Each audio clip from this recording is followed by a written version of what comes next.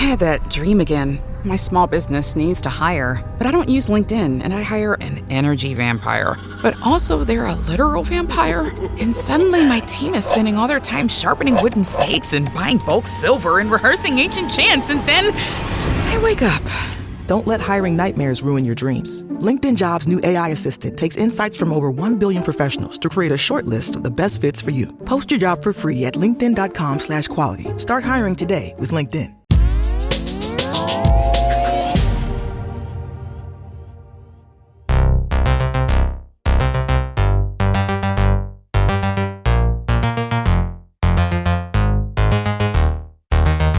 Hello and welcome to FinTech Insider Insights from 11FS. I'm your host, Benjamin Ensor. Like many things, business finance never stands still. It's continually evolving. Over the past decade, expectations on finance teams have steadily increased, and the tools and processes supporting them have had to change too. In this episode, in partnership with Pleo, we'll explore some of the challenges that have emerged as finance has evolved, including what's really keeping CFOs up at night, and look at practical ways that businesses can prepare for what comes next. As ever, I'm joined by a great panel of guests to help unpack all of this. First of all, we have a very welcome return to the podcast for Jeppe Rindom, co-founder and chief executive officer of Pleo. It's really great to have you with us. For listeners who may be not aware, can you tell us a little bit more about Pleo and why you started the company? Absolutely, and great to be back at the show. Actually, before starting Pleo, I was a CFO myself, just for a little while, and we started Pleo out of pain because I felt it to be incredibly cumbersome to run a finance function of a growing company when it came to enabling the workforce to buy whatever they needed to be productive in their work.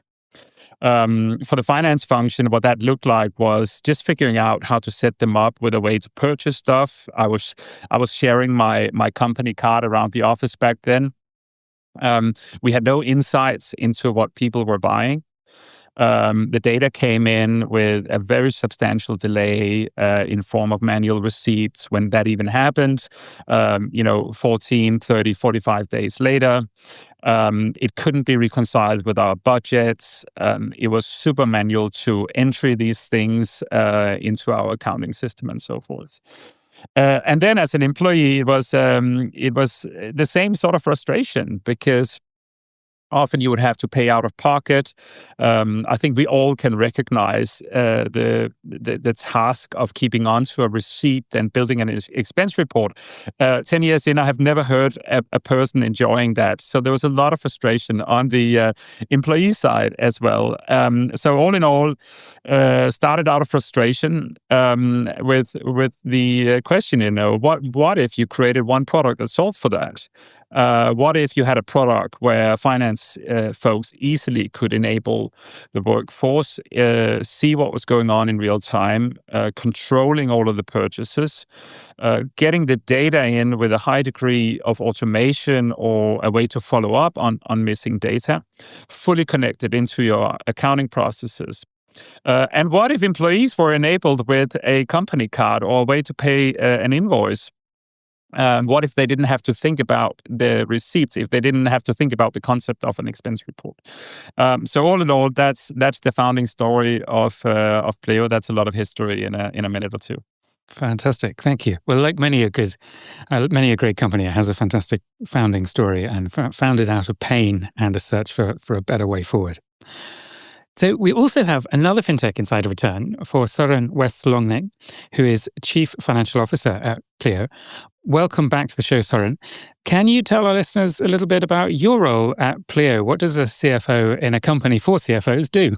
Yeah, absolutely. And thank you for inviting me. So I've been with Pleo a little more than 1.5 years as CFO and have spent the last 10 years as CFO of both very large listed companies and also smaller, fast-scaling companies. So tried quite a few things during that period. I've also held positions outside of the finance area as a regional manager, etc. So I also know sometimes some of the pain that Jeppe is alluding to from the business side of things. But inside Pleo, I'm responsible today for finance. I'm responsible for our legal function, our compliance, risk management, and fin crime. And I'm responsible for procurement and strategy and investor relations, basically. So a pretty broad set of disciplines that I'm resuming the responsibility for. And if you should, move away from the functional side of it and maybe cater more to what sort of like the focus of the role, I would say it's very much about driving performance. It's about driving efficiency. It's about ensuring compliance and then lifting the general maturity of the company of Pleo. It is a 10-year-old company, so there's still work to be done in that area. Interesting work. Well, welcome back. And we also have a very warm welcome back to Megan Cooper, Chief Executive Officer at Caywood. It's always great to have you on the podcast, Megan. Can you remind our listeners a little bit about who you are and what Caywood does, please? Yeah, absolutely. So my background has been all fintech. So I'm an American by trade. I came from San Francisco about a decade ago to help start Starling Bank, and then was at Barclays as the chief product officer there, leading on digital and consumer. And now am the founder and CEO of Caywood, which is a AI-driven wealth management platform. So using agentic AI to rethink financial decision making. Amazing. Fantastic. Well, welcome to all three of you, and thank you so much for joining. So, in the first half of this podcast, we're going to use some of the research and insights from the team at Pleo, in fact, to look into how business finance and spend management has changed over the past 10 years or so. And I think let's start with one of the most striking findings, which was that Pleo's research found that in 2023, 98% of respondents said that the role of the CFO had changed. Søren, can you tell our listeners a little bit about, how has the role of the CFO changed? Surely the CFO was always in charge of finance and they're still in charge of finance. What's changed? What are some of the big things that you've seen change over the years? Yeah, so both what I've experienced myself, but also what I hear from CFO colleagues centers very much around first, the level of uncertainty. And also the change frequency has gone up. What has happened over the last 5-6 years with COVID, inflation hikes, geopolitical uncertainty, duty in the world, whatever, has really been significant. And then I would say as a second point, I think the breadth of the role and the demands have also gone up. There's a lot high expectation in terms of the breadth of your involvement and also you can say your business involvement over the more traditional finance disciplines. And then finally, I would say technology is also an item. Technology is really developing at a more rapid pace, not least with the AI really playing a more prominent role over the last couple of years. That's what I see, and also what I hear many of my colleagues talk to, and you can say there is really a need and a want from CFO to engage in all of these breadth of different topics. Spending more time with the business. Bringing really strong data foundation into business strategy shaping, do more scenario planning, supporting investment decisions, and what have you.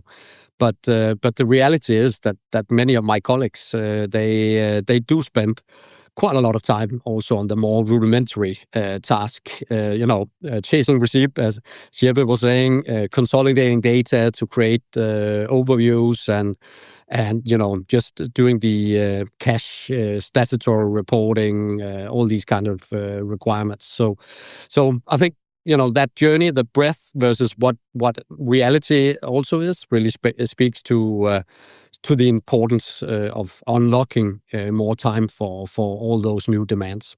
Jeppe, I'm really interested to hear your views as well on sort of what's driving that shift. As I'm listening to Søren, I'm thinking, which is worse, the sort of the pace of technological change and the way that's changing markets, or the sort of geopolitics, or tariffs and Brexit and all that kind of stuff. I suppose it depends what company you're in and what sector you're in, but there's a lot of uncertainty now, right? There's certainly a lot of uncertainty, and I think for us, what we've seen is the finance leaders, they're really capable, and they should really sit in what we refer to as the strategic cockpit of the business. Helping the leadership team look forward, steer the business, and enable the business to have business impact. And I think a lot of finance leaders also feel that that's what they're accountable for. Now, the reality has been, and to some extent still is, as Søren is also alluding to, that they're still applying a lot of attention on historical matters, on manual tasks that should be automated. And you could say that's our mission with Pleo, is to say, hey, we want to bring the finance leader from all of that into the cockpit so they can help enable the business. Now, what happens in the cockpit right now, and sort of what you're steering towards, is of course, it's an environment where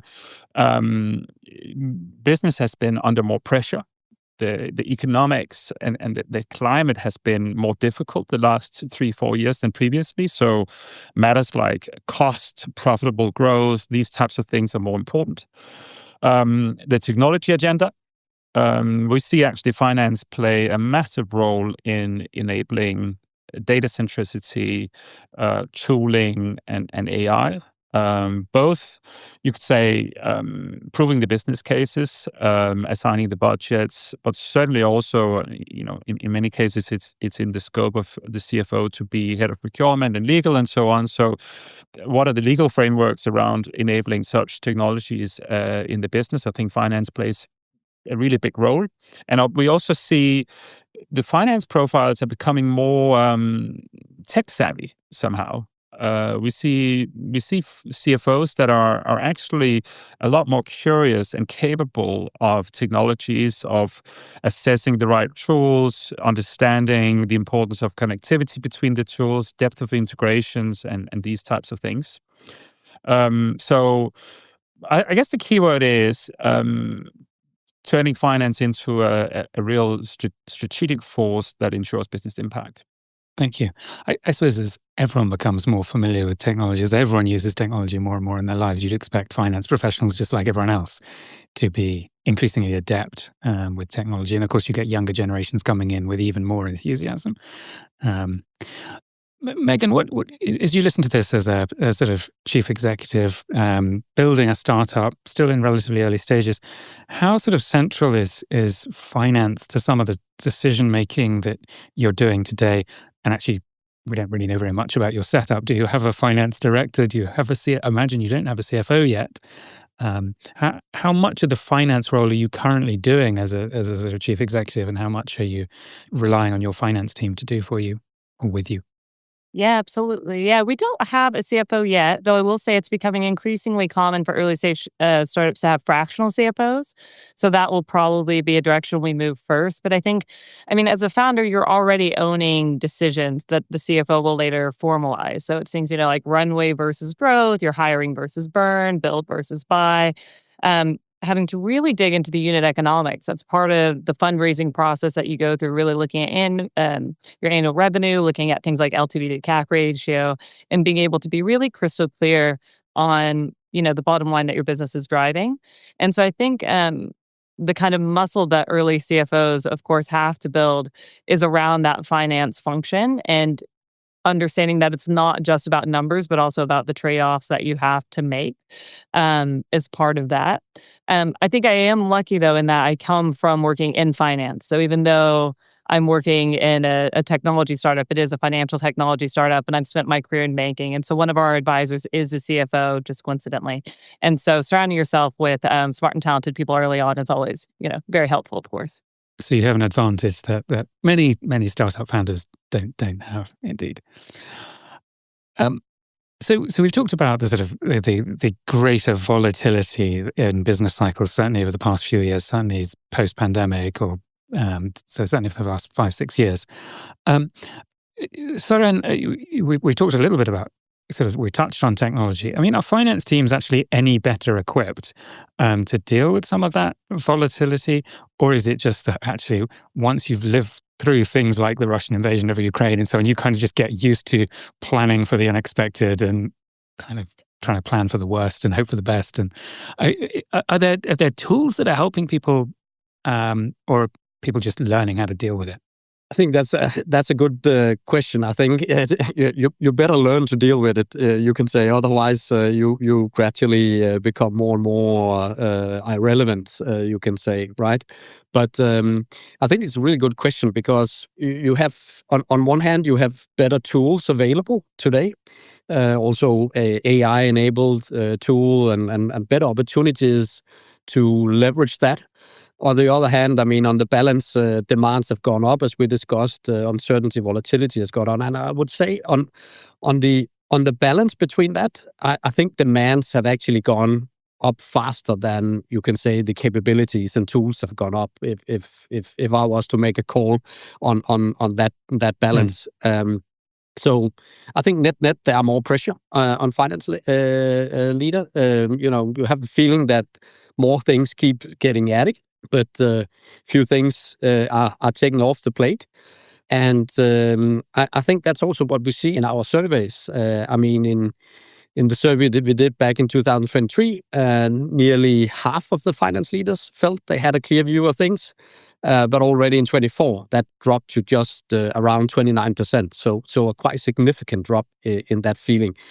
And I do believe that comes from that pressure of faster cycle, higher expectations, and the finance team still learning how to really leverage the new tools and AI in particular to help them stay ahead of the curve, basically. So on balance, I think the finance teams, they feel under more pressure now.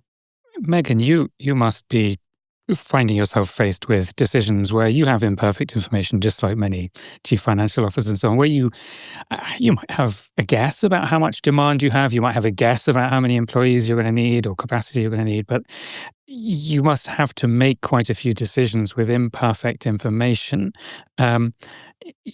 Do you have a sort of way of doing that?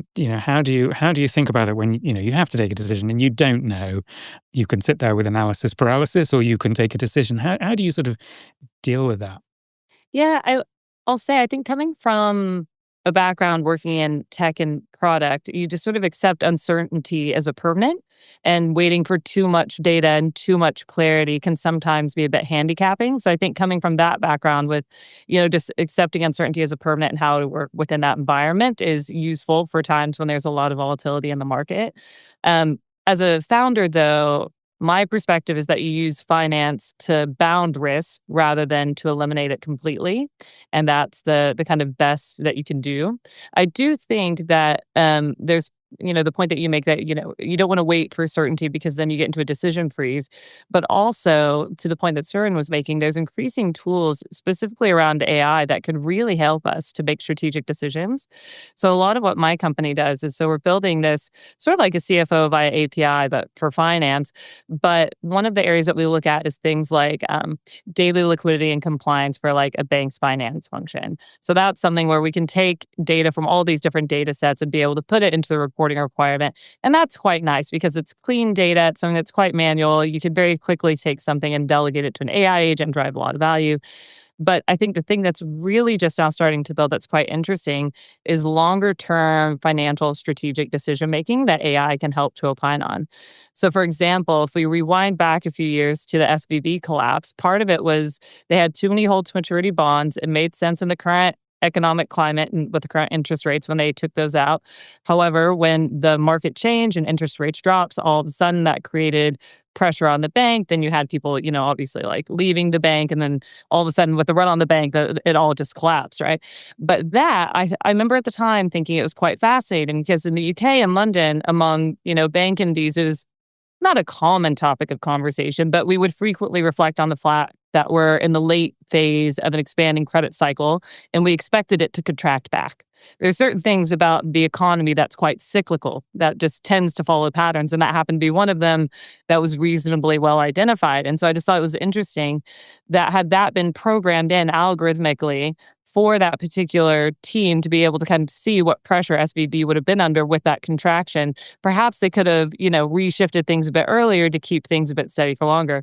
And so that's why I think AI is brilliant. It's really good at pattern detection and prediction.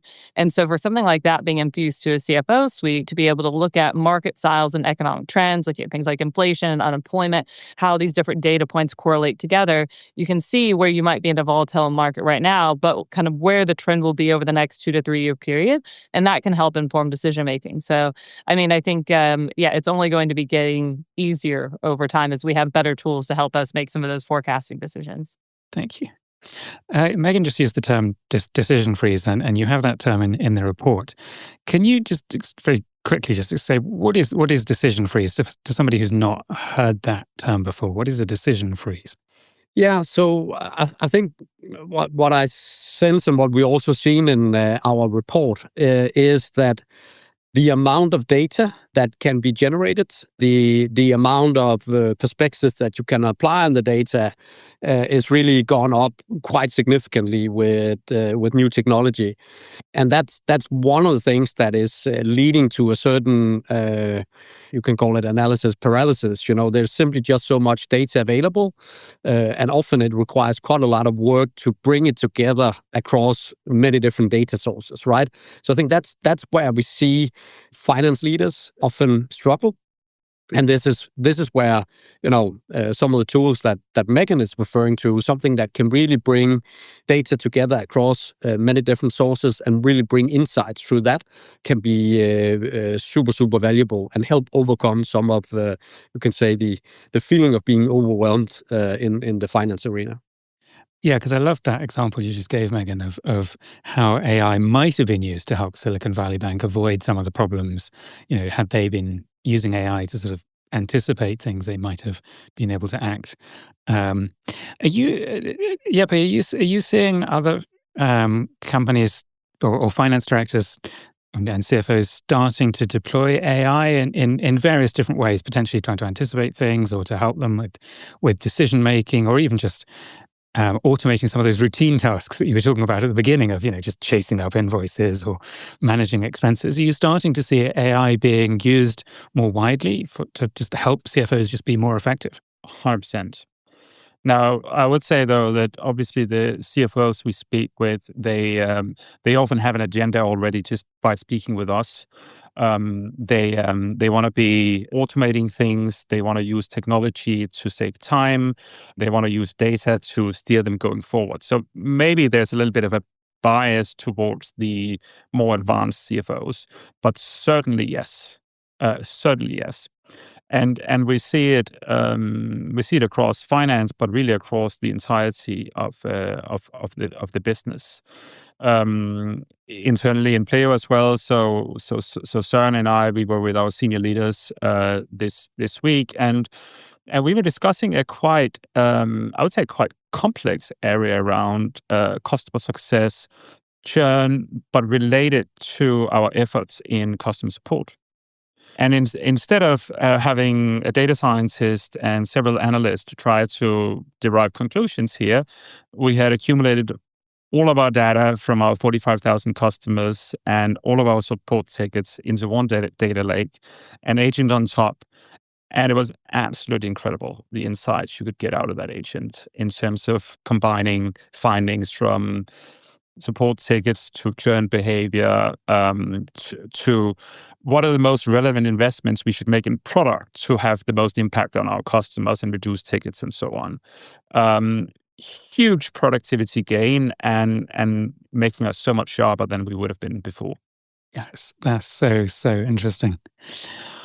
So we just talked about AI. Maybe we should just sort of flip across to the other side. Søren, I think one of the things that sort of comes through a bit in the research you've done is the sort of pressure on the individual, and people talking about sort of dealing with a lot of stress, sleepless nights, and so on. And obviously that takes a toll. Is that maybe changing who wants to be in finance? Is it encouraging finance directors to move into being wanting to be chief executives instead, sit in Megan's chair. What's the sort of human impact of this kind of stress?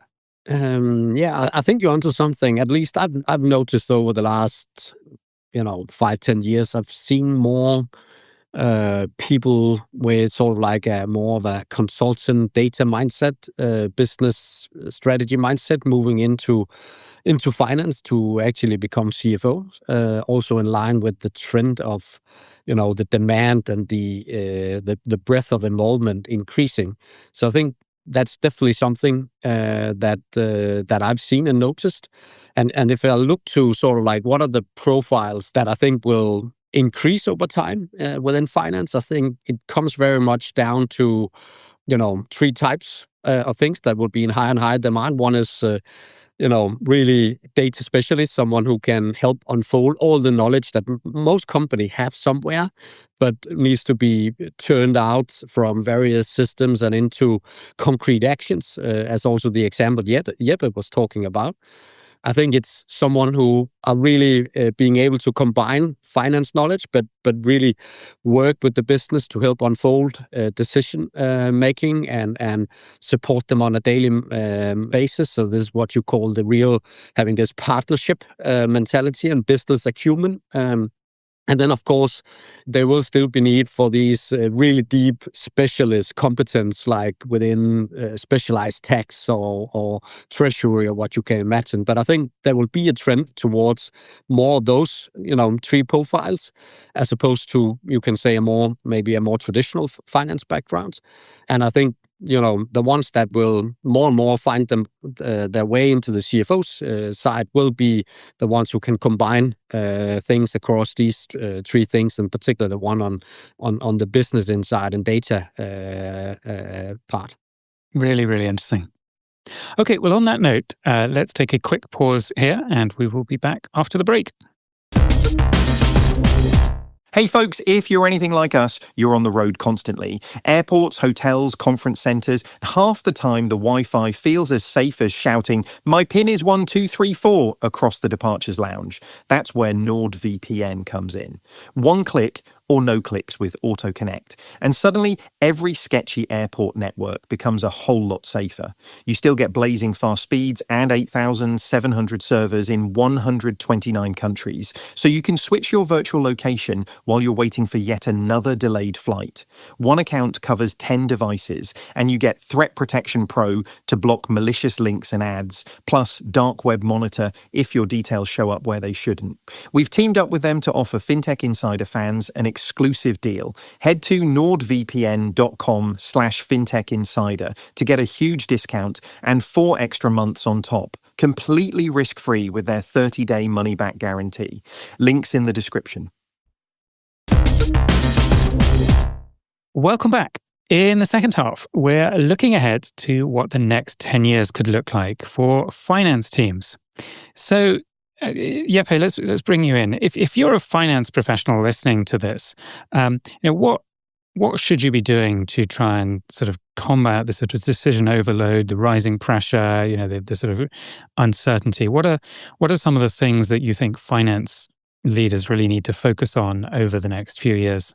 Well, first of all, I would say if you haven't done it yet, you need a really strong foundation so that you actually have the capacity to absorb the change and steer the business. And with the foundation, again, I'm coming back to don't spend your time looking backwards. Don't spend your time processing things and chasing things. Get your right tooling in place.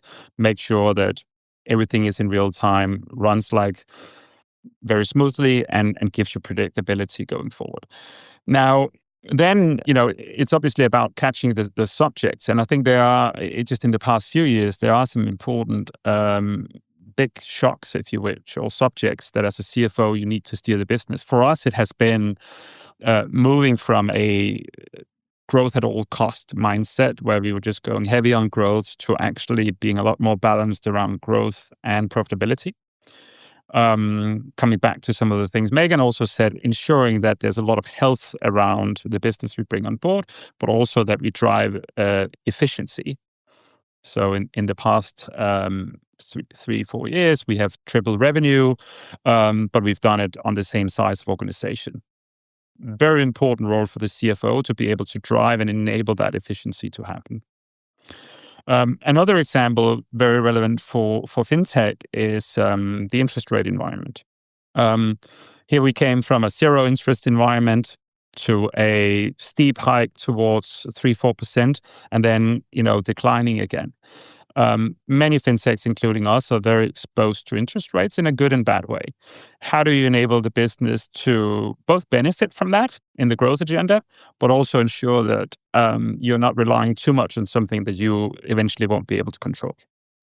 But for each business, these strategic subjects are different. So it's a matter of grasping them and then immediately steering the business accordingly. Megan, do you agree with Jeppe's analysis on sort of what really matters over the next 10 years? Have you got any sort of builds on that or any disagreements? No, I mean, I think that really makes a lot of sense. I think the only things I would add is that over the next 10 years, obviously I'm knee deep in AI, so I'm quite bullish on how that will change every industry. But I do think that what we'll also see is more of what Jeppe and his team have experienced, where the company stayed the same size while the annual revenue grew.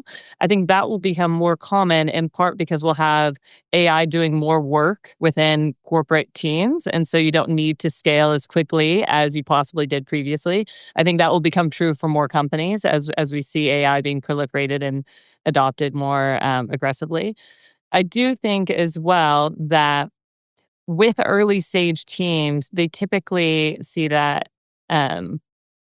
there's I think just what you were mentioning earlier, that immaturity around a finance function. I think that will actually probably change over the next 10 years as the tools that we have develop to an increased maturity where you can just adopt them and have a stronger financial arm within your company sooner than previously we had historically. So all in all, I agree. I just see a lot of acceleration with technology for what we do and how we can do it and how we can grow our business. Thank you. Søren, can you, this is maybe an unfair question, but can you give us any examples of how sort of Pleo is sort of responding to some of these things? I mean, can you share either some examples of things you've done internally at Pleo where you've sort of changed what you're doing or stopped doing certain things, or maybe examples from sort of your client base more widely? Can you give us some examples of how your sort of finance function is shifting or changing? Yeah, so maybe I'll start with a very low practical example, if you will. I mean, one of the things we did, linking also up to the Pleo product, was that we simply just stopped, you can say, the traditional manager approval flow when it comes to expenses. And why do we feel comfortable about that? That's because we have built these AI-enabled spend guidelines into the Pleo tool. So, users will know real life if the spend is outside the guidelines. So we help drive the right behavior from the outside. And then also, you can say the information availability, both at decision time, but also in a very, very quick follow-up to the right persons if something needs an intervention of some sort is just available. And that means you can sort of take away quite a bit steps for, you can say all the business managers around Pleo, but also in the finance area. So that's just a very low practical example of something that you can remove, and that time you spend there, you can fuel into doing more advanced stuff on data management, more intelligence in the business, or supporting the business. So as the finance function becomes sort of more sophisticated, more strategic, as you get sort of better data, better tools, better decision making, and the finance function is spending maybe less time chasing up invoices, less time chasing late payers, less time approving invoices, as you say, and more time thinking about future risks, thinking about what to invest in, and so on. Jeppe, what are some of the benefits or payoff for businesses as their finance function sort of becomes more capable, becomes more strategic? What does that unlock? What does that help? What are the advantages for the wider business? I mean, is it just finance directors less stressed, the CFOs less stressed, and that's great, but are there wider benefits for the business as a whole? Yeah, I think one of the areas is I think it clears your lenses, right, as a leadership team. it allows you to make better decisions, both strategically and you could say from a profitability perspective as well.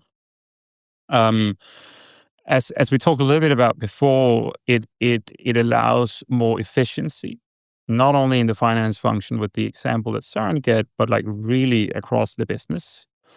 And again, it's not to say that finance necessarily are taking all of the efficiency decisions as such. I think it's more like creating the framework, ensuring that business leaders in general are accountable, that they are enabled with the change process in their area, whether that is tooling or other budgets, and they subsequently are held accountable. So I think all in all, we see the finance function as both that place that kind of like clears the visibility, but also like keeps us all on track and brings accountability to the business. Nice. Megan, I was struck by something you said earlier. You said you might think about a fractional CFO, and whether you do or don't at Caywood is sort of not the point. I think the more interesting point is think about sort of businesses like yours, scale-ups and so on, thinking about when's the right point to bring in a CFO, what does that person do, and so on. So as you think about what you might do at Caywood or what might happen in other businesses like yours, what do you sort of need in place before you sort of bring in a CFO, and what's the attraction of maybe a fractional CFO? Yeah, so I think I hadn't previously considered a CFO or a fractional CFO until starting the company. And then it's just one of those things where you're talking with a lot of other startup founders and hearing what they do and how they do it. And it came to my attention how common that was as a starting point, and how recommended it was by venture capitalists, which I found quite surprising. I think the main thing is when you're in a really small early stage startup, the benefit is people come in, know that you're early stage and they're at risk, and you have to be, that creates a certain framework for how you make financial decisions. But as you grow and mature, I really see the CFO as, a co-pilot, not so much as a gatekeeper. It's someone who's, owning the decision quality and not just the controls, but someone who will help us decide faster and not just safer. It's someone who's going to come in and put a lot of maturity and process around it, help to handle the complexity as the organization grows. But I think for Caywood in particular, as we grow, the thing that I'm quite excited about is how we can use agentic AI within that function increasingly and within our own corporation as the spine of the function itself. I think Jeppe made a really good point, though, around how the CFO is effectively creating, the structure and framework. It's not so much around gatekeeping, but about helping better decisions to be made. And so I think the reality is that for any company that's growing, you're just looking at these inflection points where your scale and your demands and your complexity create new requirements and the talents on your team and on your hiring. And so that's kind of what we're analyzing as to when we get to those inflection points and need that kind of fullness of a CFO who's full-time on the team to be in seat with us. I love that analogy of a co-pilot. I think that's really interesting. Søren, what do you think of that? Are you seeing Pleo's clients sort of empowering their finance teams, putting their finance directors or CFOs into that kind of co-pilot seat? I mean, it never seems like an equal relationship between a CEO and a CFO, but I like that co-pilot analogy. Is that just me, or do you think there's something more to it? No, I definitely. I see personally, I see my finest role as being Jeppe's wingman or co-pilot, if you will, and I think that's also what finance leader in general aspire to, and also what we hear from our customer base. And I would say, in my experience now, having been in quite a few companies, and I have also worked with many different companies, I do believe that there is a quite strong correlation between the quality of a finance team, their capabilities, and the CFO, and then also the overall performance of a company. Now, I'm not going to say that the causality only runs one way, but I do think that the correlation is quite clear. And I think that it's a sign of maturity for business when you get to that state, as opposed to being sort of like, okay, now go and do X, Y, and Z, but you are really part of shaping the agenda, because the CEO can be sort of like this neutral, non-biased, and bring sort of like the right facts into the decision making. So that's where I really see that come to life in the co-pilot and part of what you are touching upon here, Benjamin. Jeppe, we've talked a lot about AI and the role of AI in finance. Particularly, Megan, you've been very articulate in some of the ways you see it changing things. Does that mean over time that companies have slightly fewer people in their finance functions because actually, some of the sort of more routine, mundane work that maybe needed to be done 10, 15, 20 years ago doesn't need to be done, and therefore they need fewer people, and you can maybe scale up without having to grow the finance function? Or does it actually mean that no, you can invest in a sort of more strategic finance function, identifying new opportunities for growth, and really just running the business much more effectively? Everyone's always asking, what does AI mean for jobs? But so I suppose I'm just asking a very crude and basic question. But where do you think this pans out? Does AI just enable more people to just get more stuff done? What does it? Where do you think we end up? I think that's a really good question, and I think honestly, it's really, really hard to predict. But there's absolutely no doubt that there will be much less people needed to deal with the same things we're dealing with today. Now, the $1 million question is: will we be dealing with exponentially more going forward because of AI, because it just constantly drives up the pace? And that's where I'm a little bit more in doubt, because and coming back to you could say how do we empower finance and so on. I think there's no doubt that being a CEO in a company is a lot more demanding, because everything is moving much, much faster than it used to do. And it's absolutely impossible to keep grasp of everything. So you need a lot more support. So that's why the finance team has been invited into the cockpit, and they're having a very material role. Now, whether the change is going to go on so fast and the competitive environment is going to move so fast that it's actually just going to need more people in finance that can just process a lot more stuff, I think it's very hard to predict. Very hard to predict. It really, really is. But it's a really interesting question, because I think what we're sort of getting down to here is how do the individuals who work in finance, how do finance professionals themselves evolve? Jeppe, you were really interesting earlier when you were talking about how you're coming across more and more sort of really strategic CFOs who are really thinking about the role of technology, the role of AI. Megan, it's very clear that not only your first fractional CFO, but your first full-time CFO is going to have to be someone who's absolutely embraced technology, AI, and is really pushing the envelope on their use of tech. Maybe I'll come to you first, Megan. Is that how you see the finance function evolving, much like probably many other professions, that financial professionals are just going to have to get ever smarter about technology, particularly AI, and how to use that to make themselves and their functions more effective?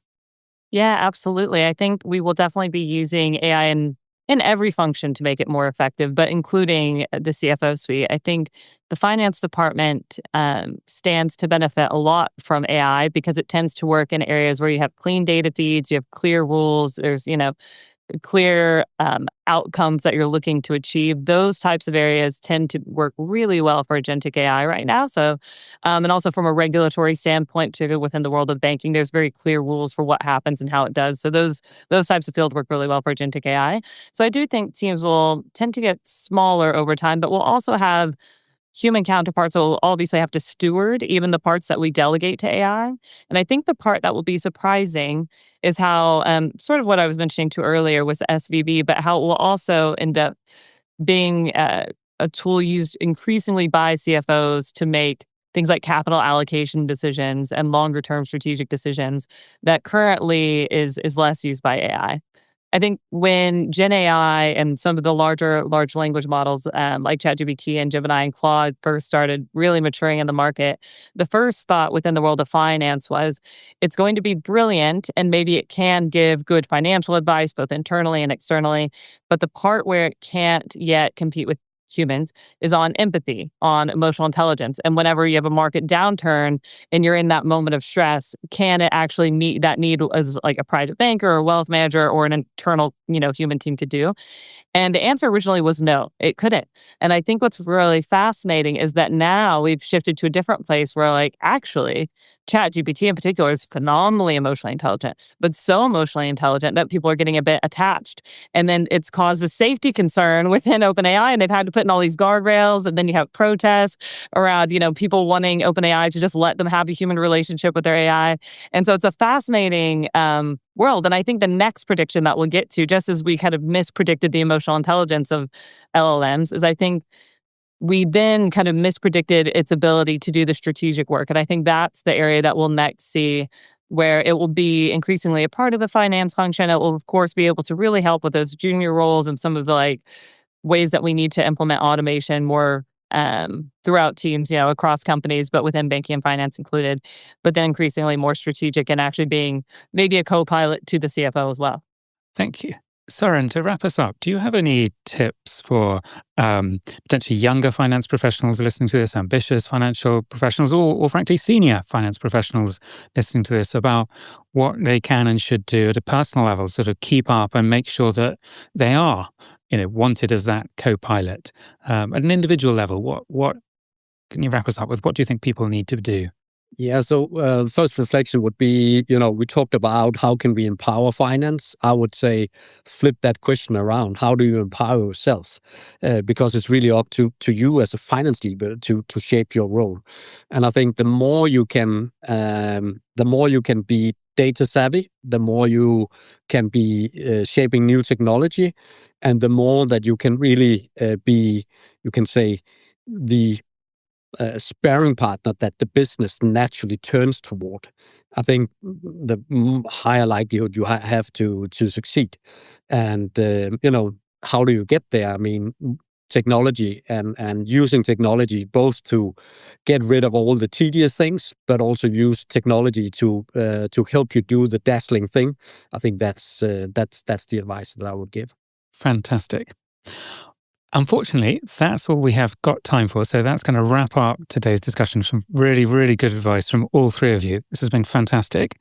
For those of you listeners, this isn't the last you'll hear from us and Pleo. In March, we'll be back with another episode exploring embedded finance and how cash management is changing for modern businesses.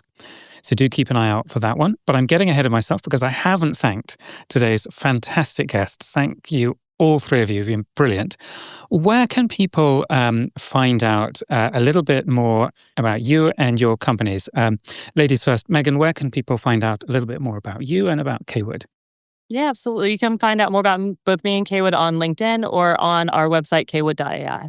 Jeppe, where can people find out more about you and about Pleo?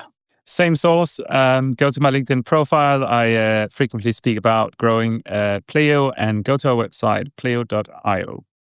And Søren, obviously we know now how to find out about Pleo, but perhaps you can, in addition to telling us about you, you can tell us where people can find more of some of that research that we were talking about earlier.